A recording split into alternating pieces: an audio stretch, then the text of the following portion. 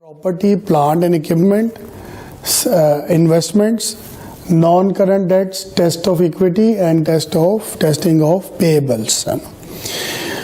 So first of all, scope. Falling balances are including in audit plan, so we will check building, equipments, improvements, vehicles, land, capital lease. Now we are talking about assets. So assets will be, you have building. This year you have extension in building. You add a machinery, you have put another machinery with it. So addition, deletion, land, equipment, this all will come in your scope.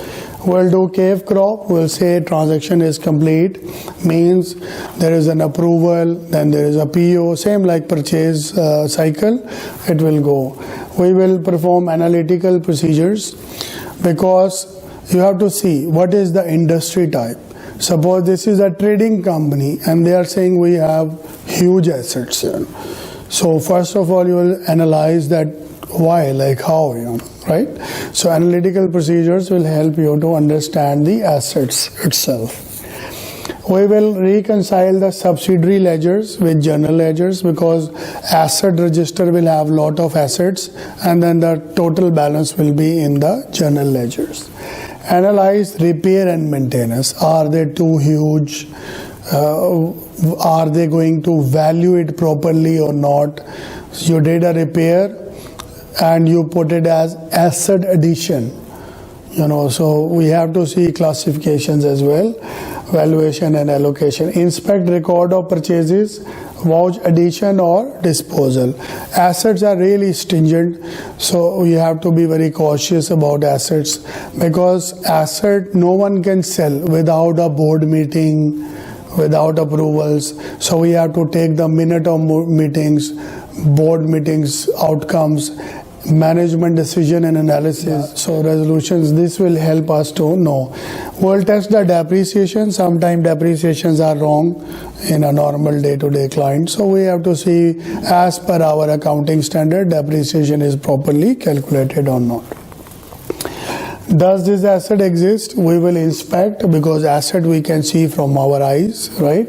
Until it is not intangible asset. Intangible asset existence will be done in contractual way. Cutoff we will do, test the cutoff. We will see this plant, equipment is yours. You are the rightful owner of it or it will be someone else. So same way we will do. We will examine the title and leases. So I will ask who is the owner, property documents, lease documents, ownerships. So you have to bring all these documents to prove that this is your asset. Inspect the insurance policies in America. Here also all assets must be protected, fire insurance, hazards and other. So you will compare the duration, valuation both from other ways. Property tax. In tax economy, you will also pay tax on assets, capital gain tax and others. So from their records, you can cross-verify the valuations. Does it really occur or not? You will is it properly classified or you put it in the purchase, right?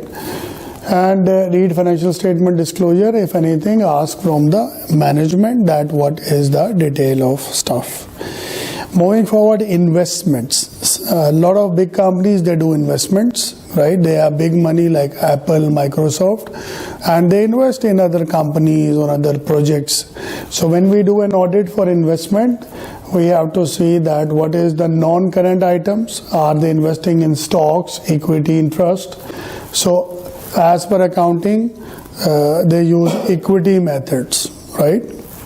How they classify bonds, similar instruments. What are the current items?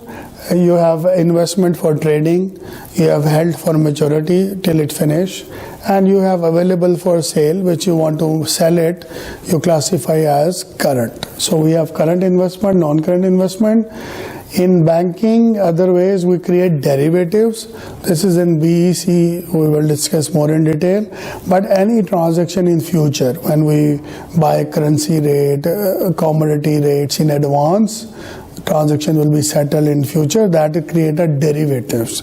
So all big banks and some big companies, they invest money into futures, future transactions that create Of course, maybe as a normal auditor, you cannot be an expert of it, so there might be an expert derivatives calculators, right?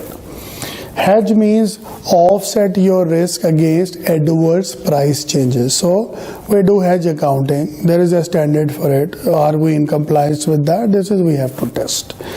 Revenue generated from the investment. So if you read revenue recognition, you will see it is recorded at fair value or market value. It has to be classified how. So this accounting knowledge will be checked here as the valuation and presentation.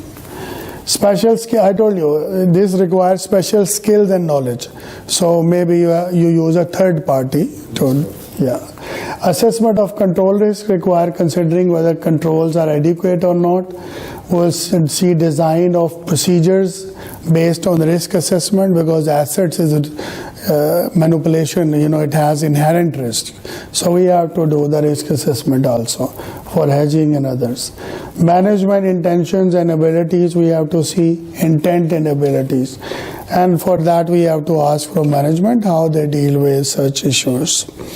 So in terms of cave crop, he says completeness, perform analytical procedure, reconcile, evaluate, recalculate sometimes, because this will help us, any errors will come out, valuation and allocation, and vouch the recorded amount. So same procedure we have to opt for investment audits.